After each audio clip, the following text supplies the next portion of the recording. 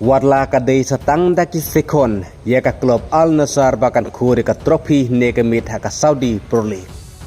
Henry kendit kinsan ke jing snubok ka bawan hape ka klub Al Nassr negamit kadai bahaka menit ke bak kendai po plus pra. Syaban kutno artat ke jilikai. Ka Al Nassr kala syapan pai kala ya ka shikol hak Al Hilal.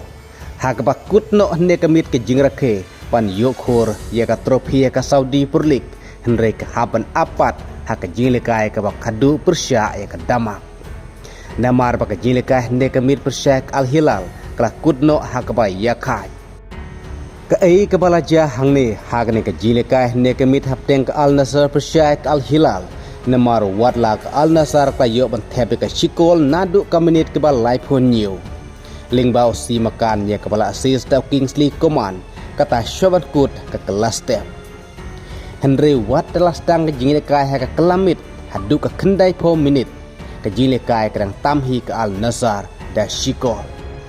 Henry ke jing stebok ke klub Al Nassr ke day tang daki sekon Syaban Kut no artat ke jilikai Syaban ke Al Nassr kan kore ke trofi namar haka minit ke bak kendai po plus pra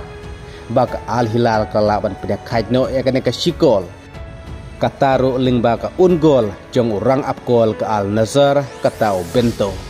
kabala pen kendit pet pendiau sisya ya kinong kersian jong ke Al Nassr ne kamit namar ka dai stang na ki sekon bak Al Nassr ka sakhono sendon ya ka trofi ha ka Saudi Pro League menta kayom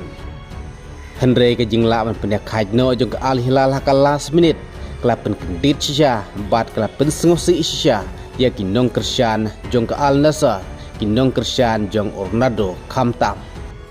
Henry ke Al Nassr kerang don jeng kermen ban penlim lane ban job ke damak haka jinglekai ke bakadu ban jo Korea kan ke trofi haka Saudi Pro League menta ke ayom